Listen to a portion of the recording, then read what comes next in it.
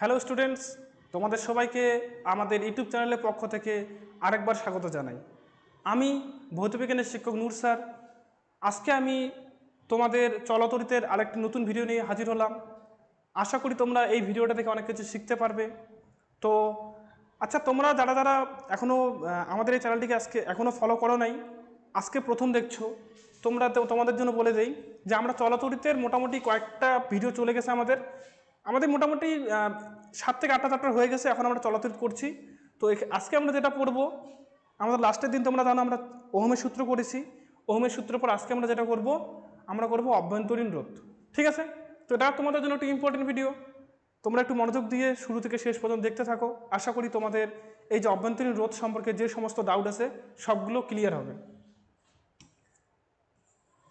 দেখো, আমরা আগের দিন যখন রোধ বোঝাচ্ছিলাম, রোধ মানে কি, কোনো একটা পরিবের মধ্য দিয়ে যখন কারেন্ট যায়, তড়িৎ প্রবাহিত হয়, তখন সেটা কি পরিবাহীটা তাকে বাধা দেয়। এই যে তড়িৎ পরিবহনের বিরুদ্ধে বাধা দেয়, এটাকে আমরা রোধ বলছি। কিন্তু আমাদের যে তড়িৎ কোষ থাকে, তড়িৎ কোষ মানে কি ব্যাটারি বলতে পারি, অ্যাকচুয়াল ব্যাটারি না, ব্যাটারির একটা অংশকে আমরা তড়িৎ কোষ বলতে পারি। কয়েকটা তড়িৎ কোষ মিলে একটা ব্যাটারি তৈরি হয়। ঠিক আছে? তো এই যে তড়িৎ কোষ আছে, তড়িৎ কোষের ভিতরে কিন্তু কি থাকে, একটা রোধ থাকে। এই রোধটাকে আমরা কি বলছি, আভ্যন্তরীণ রোধ বলছি।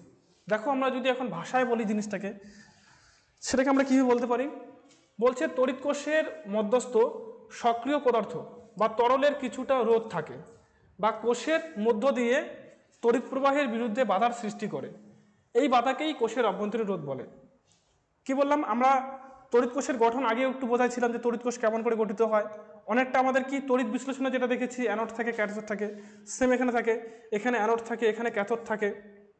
তো মাঝখানে কি একটা তড়িৎ বিশ্লেষক পদার্থ থাকে। তো এই যে এটাকে আমরা সক্রিয় পদার্থ বলি, যেটাকে এখানে তড়িৎ বিশ্লেষক পদার্থ, সেটাকে কি সক্রিয় পদার্থ বা তরল বলছে। তো এই পদার্থটার মধ্য দিয়ে যখন কারেন্ট যাবে, আচ্ছা এটা কারেন্টটাকে কি যেতে দিবে? এই যে কারেন্টটা ঘুরে এসে যে এখান দিয়ে যে এখানে যেতে যাবে, তো এটাকে কি এই যে পদার্থটা যেতে দিবে? যেতে দিবে, কিন্তু কিছুটা হলেও বাধা সৃষ্টি করবে। যখন এই তরলটার মধ্য দিয়ে তড়িৎটা যাওয়ার চেষ্টা করবে, তরলটা কি করবে, তাকে যেন যেতে না পারে সেজন্য একটা বাধা সৃষ্টি করবে। তো এই যে বাধাটা থাকছে, এই বাধাটাকে আমরা কি বলছি, অভ্যন্তরীণ রোধ। রোধ মানে কি, বাধা দেওয়া। কাকে বাধা দেওয়া? তড়িৎ প্রবাহকে বাধা দেওয়া। যেহেতু এটা কোষের ভিতরে এই ঘটনাটা ঘটছে, তাই সেটাকে আমরা কি বলছি, অভ্যন্তরীণ রোধ। অভ্যন্তরীণ মানে কি, ভিতরে। তো এটা কি বলছে, অভ্যন্তরীণ রোধ। আশা করি তোমাদের কোনো ডাউট নেই অভ্যন্তরীণ রোধ নিয়ে। এবার আমাদের যেটা টপিক তোমরা হেডিংয়ে দেখতে পাচ্ছ, যে কি অভ্যন্তরীণ রোধ ও তড়িৎচালক বলের মধ্যে সম্পর্ক। একটা তড়িৎ কোষ যখন থাকে, সেখানে অবশ্যই তড়িৎচালক বল থাকবে। তড়িৎচালক বলটার জন্যই কোনো একটা তড়িৎ কোষ তার যে বর্তনী থাকে, বর্তনীর মধ্যে তড়িৎ পাঠাতে পারে। মানে একটা তড়িৎ কোষের ভিতরে আমরা শক্তি সঞ্চিত থাকে, সেই শক্তিটিকে আমরা তড়িৎচালক বল বলতে পারি। সেই বলটা দিয়ে কি সেই তড়িৎ কোষটা একটা বিভব প্রভেদ সৃষ্টি করে, যেখানে কারেন্ট পাঠাতে হবে, সে দিয়ে কি কারেন্ট প্রবাহিত হয়। তো এখানে যে আমাদের তড়িৎচালক বল আছে, সেই তড়িৎচালক বলের সঙ্গে কি অভ্যন্তরীণ রোধের একটা সম্পর্ক আছে।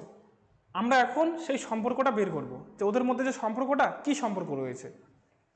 তো দেখো, তোমরা ছবি থেকে আস্তে আস্তে আমরা বোঝার চেষ্টা করব যে এদের মধ্যে সম্পর্কটা কি আছে। আচ্ছা, অভ্যন্তরীণ রোধকে আমরা আর দিয়ে প্রকাশ করি। তোমরা এই সার্কিটটা দেখতে পারো। আচ্ছা, আমি একটা সার্কিট এঁকে দিচ্ছি। এখানে ছবিটা অতটাও সুন্দরভাবে দেওয়া নেই। আচ্ছা, ধরলাম এখানে আমাদের একটা কি আছে, আমাদের একটা তড়িৎ কোষ আছে। আচ্ছা, তড়িৎ কোষ আছে, বাইরে কি থাকবে একটা, আমাদের আর ছবিটা একটু সুন্দর করে আঁকি। বাইরে আমাদের থাকবে আরেকটা রোধ থাকবে। আচ্ছা, এটাকে আমি আর ধরছি। ঠিক আছে? এবার যেহেতু এখানে তড়িৎ কোষ আছে, আমরা এর আগে যখন তড়িৎ কোষ আঁকছিলাম, তখন তো অভ্যন্তরীণ রোধের বিষয়ে আমরা জানতাম না, তাই আমি সেটা আঁকি নেই। কিন্তু এখন আমরা যেহেতু জানি একটা তড়িৎ কোষের ভিতরে একটা রোধ থাকে, সেই রোধটাকে আমরা অভ্যন্তরীণ রোধ বলছি। তাই ধরলাম এখানে একটা কি অভ্যন্তরীণ রোধ আছে। এখানে কি আছে, অভ্যন্তরীণ রোধ। আচ্ছা, এটাকে আমি গোল করে দিচ্ছি। এই গোলটা করার মানেই হলো কি, এই যে তড়িৎ কোষটা আছে আর এই যে অভ্যন্তরীণ রোধটা, এটা কি কোষের ভিতরে গেছে। এই টোটালটা কি তড়িৎ কোষের অংশ, আর এটা বাইরেরটা এটা সার্কিট, মানে বাইরের বর্তনী। আর এখানে হলো কি টোটালটা তড়িৎ কোষ। এই যে রোধটা আছে, এটা কি তড়িৎ কোষের ভিতরে গেছে। আচ্ছা, এটাকে আমি আর দিয়ে প্রকাশ করছি। ঠিক আছে? আর তড়িৎ কোষের মধ্যে যে তড়িৎচালক বলটা আছে, সেটাকে আমি ই দিয়ে প্রকাশ করছি। ক্লিয়ার? তাহলে দেখো, এবার আমি এখানে আসি। কি বলছে, অভ্যন্তরীণ রোধ থাকার জন্য একটি তড়িৎ কোষকে তড়িৎচালক বল ই এবং এর সঙ্গে শ্রেণীতে যুক্ত রোধ, অভ্যন্তরীণ রোধ আর এর সমবায় হিসেবে ভাবা যায়। তাহলে এই যে তড়িৎ কোষটাকে কি একটা অভ্যন্তরীণ রোধ অভ্যন্তরীণ রোধ আর, তার সাথে কি একটা তড়িৎচালক বল ই, এই দুইটা সমবায় হিসেবে আমরা ধরতে পারি। তো আমি ধরলাম যে এই যে তড়িৎচালক বল আছে এবং কি আর অভ্যন্তরীণ রোধ বিশিষ্ট একটি তড়িৎ কোষকে আমি আরেকটা রোধ আর এর সঙ্গে যুক্ত করলাম। এটা বাইরে আছে, এটা আমাদের কি রোধ, এই রোধটাকে আমরা দেখতে পাবো না, কারণ এটা কি তড়িৎ কোষের ভিতরের জিনিস, এটাকে আমরা দেখতে পাবো না। কিন্তু এখানে বাইরে আমি আরেকটা রোধের সঙ্গে এই সার্কিটটাকে যুক্ত করেছি। যদি এটাই করা হয় তাহলে কি হবে, বদ্ধ বর্তনীতে তড়িৎ প্রবাহমাত্রা আই, এখানে যদি কারেন্টটা যদি আই পরিমাণ কারেন্ট প্রবাহিত হয় তাহলে আই সমান সমান কী হয়, আমরা ওহমের সূত্র আগের দিন দেখেছি ভি ইকুয়ালস টু আই আর, এটা দেখেছি। আচ্ছা আই মানে এখান থেকে আই এম এ কী পাবো, আই সমান সমান ভি বাই আর, এটা পাবো। তাহলে আই সমান সমান কি, এখানে ভি মানে বিভব প্রভেদ, কিন্তু এখানে আমরা লিখছি তড়িৎচালক বল, কারণ বিভব প্রভেদ তড়িৎচালক বল একই জিনিস। এই তড়িৎ কোষটাই কিন্তু এই বাইরে বিভব প্রভেদটা তৈরি করে। বিভব প্রভেদ কে তৈরি করে, তড়িৎচালক বল। তা আমি কি বিভব প্রভেদটা এখানে না লিখে তড়িৎচালক বল লিখছি। আই সমান সমান কি তড়িৎচালক বল বাই রোধ, এই যে দেখো ভি বাই আর, নিচে আর থাকে মানে রোধ থাকে, তাই লিখলাম কি তড়িৎচালক বল বাই রোধ। এখন তড়িৎচালক বলের মানটা কত, আমরা ধরেছি কি ই ধরেছি, তাহলে এখানে আমি তড়িৎচালক বলের জায়গায় লিখলাম ই, আর রোধের জায়গায় লিখলাম কি আর প্লাস আর। আচ্ছা আর প্লাস আর কেন, আমাদের কাছে একটা বহির্বর্তনীতে একটা রোধ আছে আর, আবার কি ভিতরে যে তড়িৎ কোষের অভ্যন্তরে যে রোধটা আছে অভ্যন্তরীণ রোধ, সেটা ছোট হাতের আর। তো আমি লিখলাম কি তড়িৎচালক বল বাই রোধ, রোধের জায়গায় লিখলাম আর প্লাস আর। ক্লিয়ার। এবার এখান থেকে যদি আমি ই এর মানটা বের করতে চাই, ইকে রেখে আমি কি এই টোটালটাকে আমি কি করব, এই পাশে এনে এর সঙ্গে গুণ করব।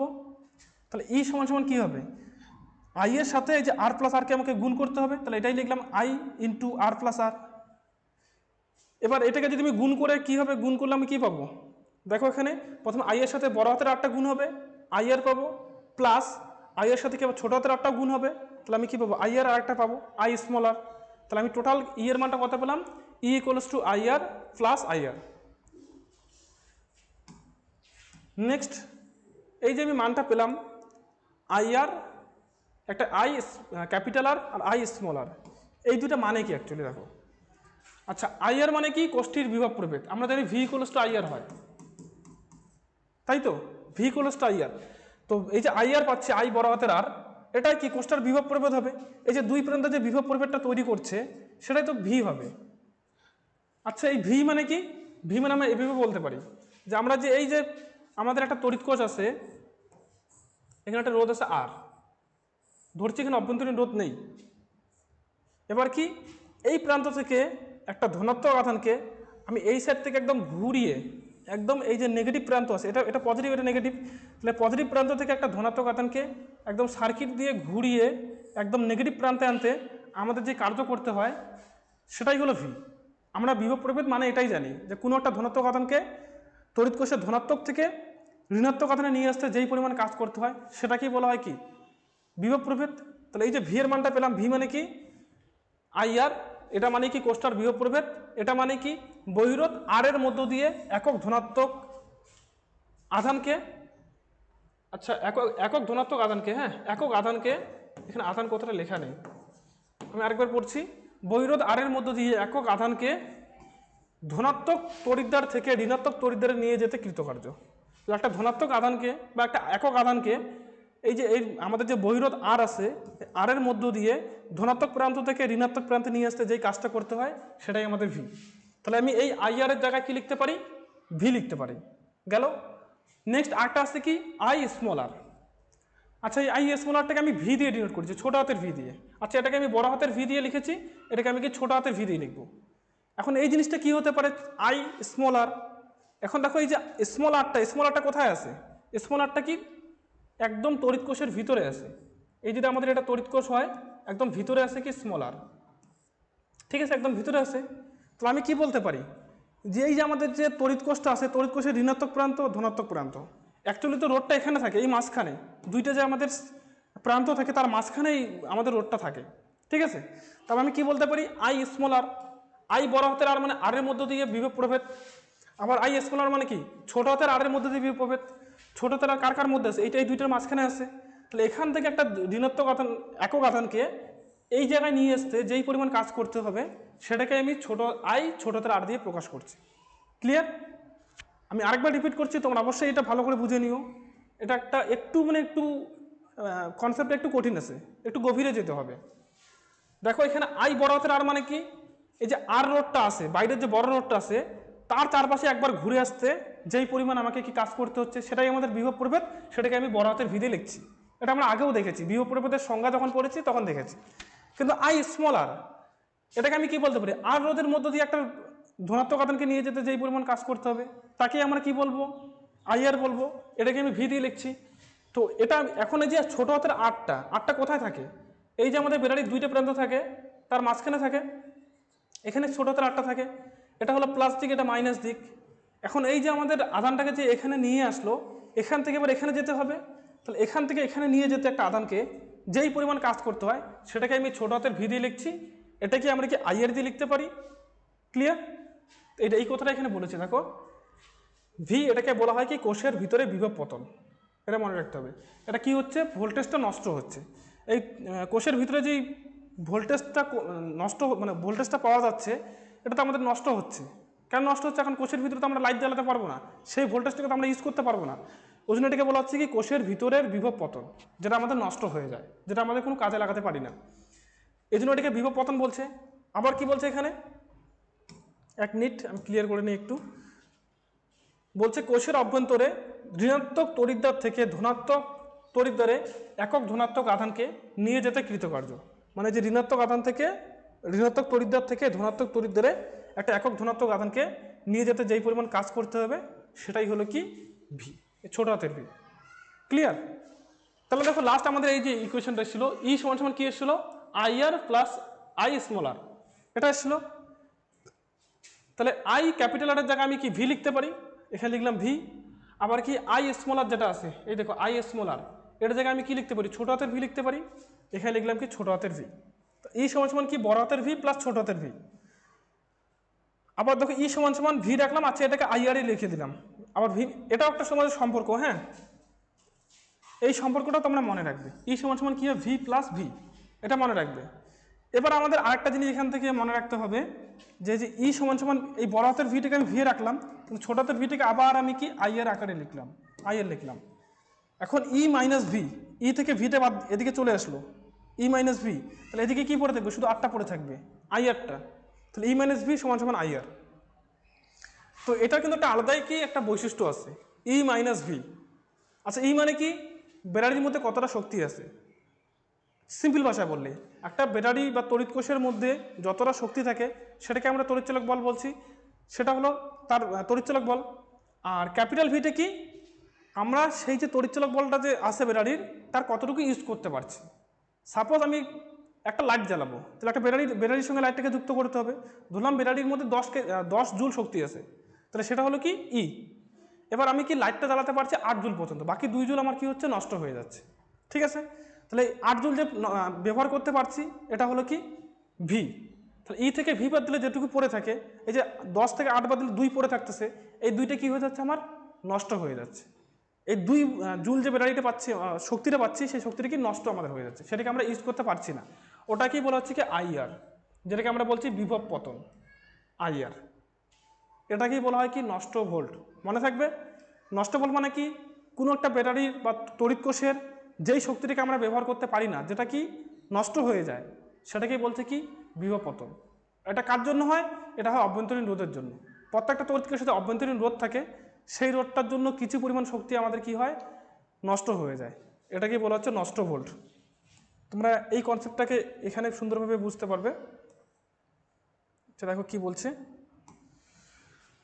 ই মাইনাস ভিকে নষ্ট ভোল্ট বলা হয় কারণ অভ্যন্তরীণ রোধের কারণে সংযুক্ত বর্তনীতে কোষের তড়িৎদ্বয়ের বিভব প্রভেদ ই মাইনাস ভি সমান আইআর পরিমাণ হ্রাস পায়। তার মানে এখানে তড়িৎচালক বলছিল ই, তাহলে এখানেও কিন্তু বিভব প্রভেদ ই হওয়ার কথা ছিল, কিন্তু ই হয় না। কেন হয় না, কারণ কি আইয়ের পরিমাণ শক্তি এখানে নষ্ট হয়, নষ্ট হওয়ার জন্য এখানে আমরা ই না পেয়ে ভি পরিমাণ ভোল্টেজ পাই। ঠিক আছে, এই জন্যই কি এইটুকু পরিমাণ আমাদের নষ্ট হচ্ছে, নষ্ট হওয়ার জন্য এটাকে আমরা বলছি নষ্ট ভোল্ট। একটু ভালো করে মনে রাখবে এটা। তো যাই হোক, আজকে ভিডিওটা আমরা এখানেই শেষ করছি। আশা করি তোমরা ভিডিওটা দেখে অনেক কিছু ক্লিয়ার হয়েছে। যদি এরপরেও তোমাদের কোনো জায়গায় ডাউটস থাকে তোমরা অবশ্যই আমাদের কমেন্ট বক্সে সেটা জানাবে। আমরা প্রতিনিয়ত সেগুলো চেক করি এবং দেখার চেষ্টা করি আমাদের স্টুডেন্টের কার কার কোথায় সমস্যা রয়েছে। যদি সমস্যা থাকে তোমরা কমেন্ট বক্সে লিখতে পারো। তারপরেও যদি তোমাদের সমস্যার সলভ আমরা করে দিতে না পারি, তোমরা আমাদের হোয়াটসঅ্যাপ গ্রুপেও আমাদের জয়েন হতে পারো। সেটা আমাদের নাম্বার দেওয়া আছে আমাদের ডেসক্রিপশন বক্সে, সেখান থেকে নাম্বার নিয়ে যোগাযোগ করে তোমরা হোয়াটসঅ্যাপ গ্রুপেও যুক্ত হয়ে যেতে পারো। সেখানে আমরা কি কার কথা সমস্যা আছে সেগুলো দেখি। তো তোমরা অবশ্যই আমাদের চ্যানেলটাকে ফলো করো, সাবস্ক্রাইব করো এবং কি আমাদের সঙ্গে থেকো। তো সবাইকে অনেক ধন্যবাদ।